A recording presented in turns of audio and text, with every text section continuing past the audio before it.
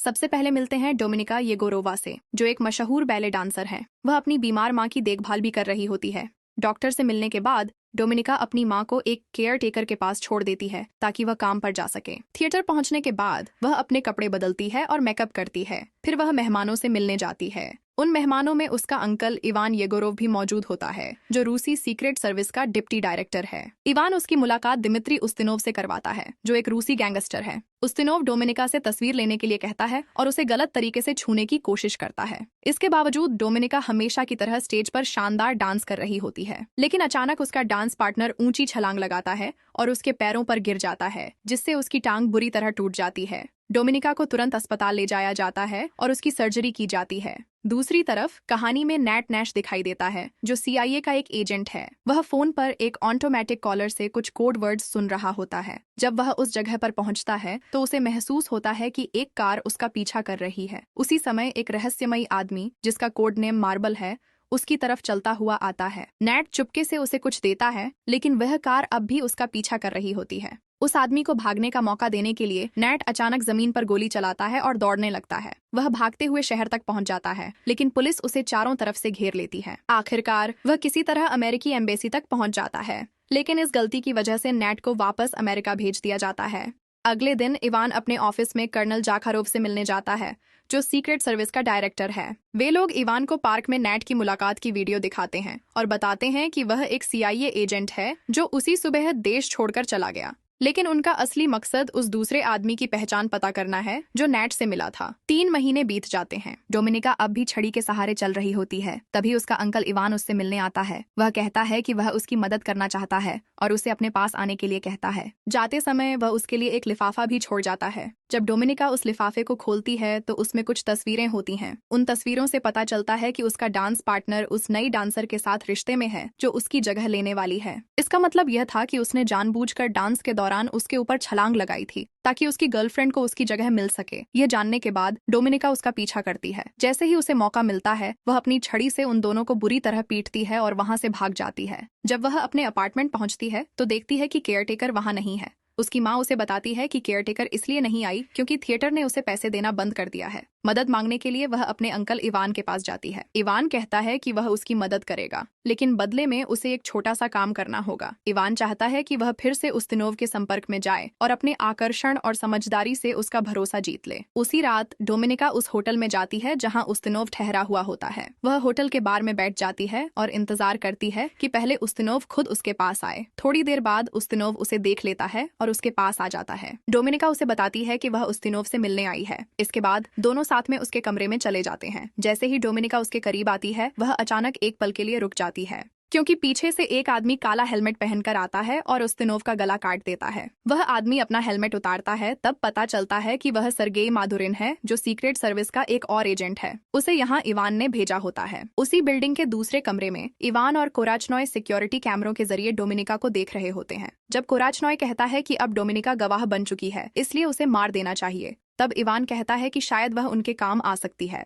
Ivan Dominica के सामने एक प्रस्ताव रखता है। वह कहता है कि क्योंकि वह लोगों को अपने तरीके से संभालना जानती है, इसलिए उसे एक खास संस्था में भेजा जा सकता है, जहां उसे एजेंट बनने की ट्रेनिंग दी जाएगी। जब डोमिनिका वहां पहुंचती है तो उसका स्वागत माधुरिन करती है, जो स्पैरो स्कूल की हेडमिस्ट्रेस है। वह डोमिनिका को स्कूल में इस्तेमाल करने के लिए एक नकली नाम देती है और उसे उसके कमरे तक ले जाती है। इस स्कूल में छात्रों को स्पैरो बनने की ट्रेनिंग दी जाती है। ये ऐसे जासूस होते हैं जो लोगों को बहकाने और मानसिक रूप से उन्हें अपने काबू में करने में माहिर होते हैं। क्लास के दौरान डोमिनिका और एक छात्र विक्टर को सबके सामने बुलाया जाता है और उन्हें अपने कपड़े उतारने के लिए कहा जाता है। विक्टर बिना किसी झिझक के ऐसा कर देता है, लेकिन डोमिनिका ऐसा करने की हिम्मत नहीं जुटा पाती। इस बात पर माधुरिन उसे डांटती है। इसी बीच कुछ सैनिक स्कूल में आते हैं। छात्रों से कहा जाता है कि वे उनका स्वागत करें। डोमिनिका एक जवान सैनिक को चुनती है और उसे अपने कमरे में ले जाती है। वहाँ वह उसे खुश करने में कामयाब हो जाती है। इसके बाद डोमिनिका नहाने के लिए शॉवर में जाती है। वहीं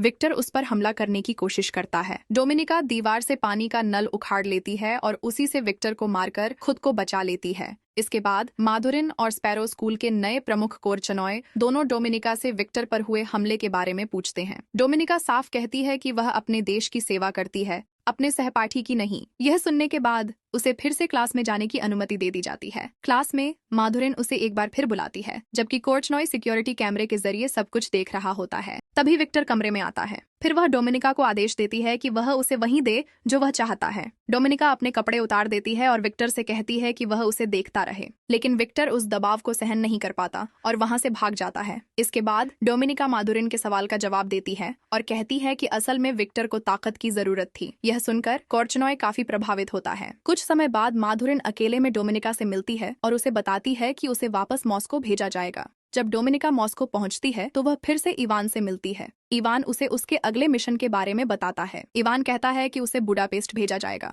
जहां उसे नैट से दोस्ती करनी होगी और उसका भरोसा जीतना होगा ताकि वह उस गुप्त मुखबिर की पहचान पता कर सके जो उनके खिलाफ काम कर रहा है। कुछ दिनों बाद डोमिनिका बुडापेस्ट पहुंच जाती है। वहां उसे एक अपार्टमेंट में रहना होता है, जिसे वह दूसरी स्पैरो एजेंट मार्टा के साथ साझा करती है। बाद में उसकी मुलाकात उसके नए बॉस मैक्सिम वोलोंटोव से होती है, जो वहां का स्टेशन चीफ होता है। डोमिनिका उससे नैट के बारे में कुछ जानकारी मांगती है। अगले दिन डोमिनिका उसी स्विमिंग पूल में जाना शुरू कर देती है जहां नैट हर रोज आता है। एक दिन जब दोनों बिल्डिंग से बाहर निकल रहे होते हैं, तब नैट उससे बात करता है, लेकिन अगले दिन जब डोमिनिका फिर से पुल पहुंचती है तो उसे वहां नैट दिखाई नहीं देता। नैट को लगता है कि डोमिनिका एक जासूस है और उसका अपना असली नाम इस्तेमाल करना दरअसल एक तरह की चुनौती या उकसावा है। थोड़ी हिचकिचाहट के बाद उसके सीनियर्स उसे डोमिनिका के करीब जाने की अनुमति दे देते हैं ताकि वह उससे कुछ जरूरी जानकारी हासिल कर सके। इधर डोमिनिका चुपके से मार्टा के कमरे की तलाशी लेती है और पता लगाती है कि मार्टा वाउचर नाम की एक औरत से जानकारी खरीद रही थी। उसी समय मार्टा घर वापस आ जाती है। वह डोमिनिका को रिपोर्ट की एक कॉपी देती है जिसे वोलोंटोव ने मॉस्को भेजा था। उस रिपोर्ट से साफ हो जाता है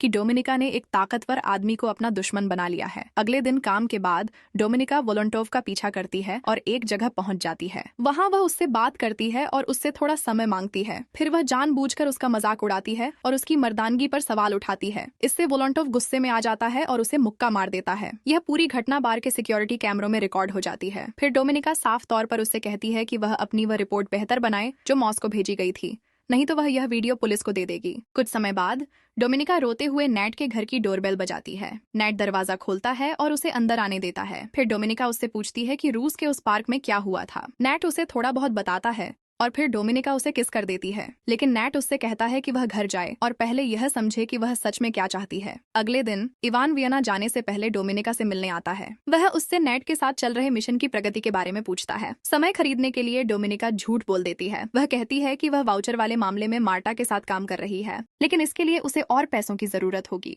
इवान उसकी बात मान जाता है। कुछ समय बाद डोमिनिका वियना जाती है और वहां एक बैंक अकाउंट खुलवाती है। उसी रात जब डोमिनिका अपने अपार्टमेंट वापस लौटती है तो वह देखती है कि मार्टा बाथटब में मरी हुई पड़ी है। अचानक पीछे से सरगेई आता है और उसका गला पकड़ लेता है। वह उसे चेतावनी देता है कि जो लोग राज साझा करते हैं उनका यही अंजाम होता है। इसके बाद पुलिस डोमिनिका से पूछताछ करती है, लेकिन वह उन्हें कुछ नहीं बताती। जब वह पुलिस स्टेशन से बाहर आती है तो बाहर नैट उसका इंतजार करता हुआ मिलता है। दोनों उसके घर चले जाते हैं। वहाँ नैट साफ कहता है कि उसे पता है कि डोमिनिका एक स्पैरो एजेंट है। जवाब में डोमिनिका भी उसे अपनी पूरी कहानी बता देती है। वह खास तौर पर इस बात पर जोर देती है कि उसे सिर्फ अपनी माँ की सलामती की चिंता है। नैट उससे कहता है कि वह उसके लिए डबल एजेंट बन जाए। बदले में वह उसकी सुरक्षा करने का वादा करता है। इसके बाद डोमिनिका की मुलाकात नैट के सीनियर्स से करवाई जाती है। उस पर भरोसा किया जा सकता है या नहीं, ये देखने के लिए वे उसका लाई डिटेक्टर टेस्ट लेते हैं। जब वे उसे स्वीकार कर लेते हैं तो डोमिनिका उनसे पैसे मांगती है। पहले तो वे उस पर हंसते हैं, लेकिन फिर अपना फैसला बदल देते हैं जब डोमिनिका कहती है कि वह उन्हें वाउचर तक पहुंचा सकती है। अगले दिन CIA डोमिनिका के लिए एक खास होटल रूम तैयार करती है जिसमें सिक्योरिटी कैमरे लगाए जाते हैं ताकि उस पर नजर रखी जा सके। कुछ समय बाद वह बार में बैठकर वाउचर का इंतजार कर रही होती है, लेकिन अचानक वोलोंटो वहां पहुंच जाता है। वह कहता है कि वह उसकी मदद करना चाहता है। डोमिनिका उससे कहती है कि वह उसके कमरे में चला जाए, क्योंकि अगर वह बार में रुका रहा तो वाउचर डर की वजह से बाहर नहीं आएगी। कुछ देर बाद वाउचर वहां पहुंच जाती है। डोमिनिका उससे मिलती है और कहती है कि मार्टा ने उसे भेजा है। फिर दोनों औरतें डोमिनिका के कमरे में चली जाती हैं, जहां वोलोंटो काफी देर से इंतजार कर रहा होता है। वाउचर उसे पैसों के बदले कुछ डिस्क देती है जिनमें गुप्त जानकारी होती है।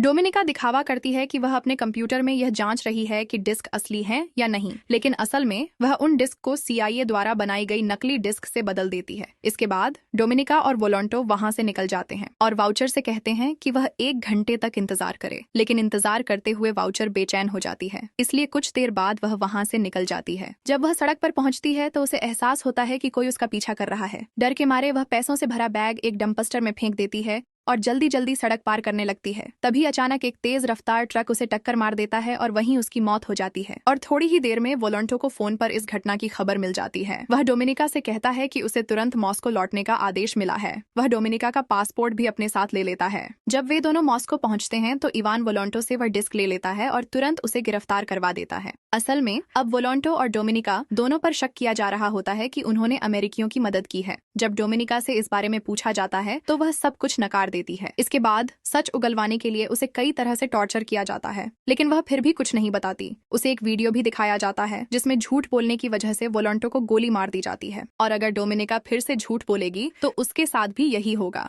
कोर्चनॉय और जाखारोव के साथ एक कठिन मीटिंग के बाद इवान अपने अपार्टमेंट लौटता है। वहां वह देखता है कि डोमिनिका उसका इंतजार कर रही है। इवान उसे बताता है कि उसकी यह मांग मान ली गई है कि वह नेट वाले मिशन पर अपना काम जारी रख सकती है। इसके बाद डोमिनिका फिर से बुडापेस्ट लौटती है और नेट से मिलती है। एक रात आधी रात के समय डोमिनिका अचानक जाग जाती है क्योंकि उसे घर में किसी आवाज का एहसास होता है। वह किचन में जाती है और देखती है कि सर्गेई ने नेट को कुर्सी से बांध रखा है और उसे बुरी तरह टॉर्चर कर रहा है। पहले डोमिनिका ऐसा दिखावा करती है जैसे वह सर्गेई के साथ हो। वह नेट को चोट पहुंचाने में उसकी मदद भी करती है, लेकिन जैसे ही कुछ देर के लिए सर्गेई का ध्यान भटकता है, डोमिनिका अचानक उस पर हमला कर देती है और नेट को कुर्सी से बांधने वाली रस्सियां काटने में उसकी मदद करती है। इसके बाद तीनों के बीच जबरदस्त लड़ाई शुरू हो जाती है। सर्गेई अचानक फिसल जाता है और डोमिनिका उसी मौके का फायदा उठाकर उसे चाकू मार देती है। अगले दिन डोमिनिका अस्पताल में होश में आती है। कुछ समय बाद वह अपने कमरे से बाहर निकलती है। तभी कोर्चनॉय उसके पास आता है और उसे एक बड़ा राज बताता है। वह खुद को मार्बल बताता है, यानी वही गुप्त मुखबिर। वह कहता है कि उसे लगता है कि वह जल्द ही पकड़ा जाएगा और वह बेकार में मरना नहीं चाहता, इसलिए वह डोमिनिका से कहता है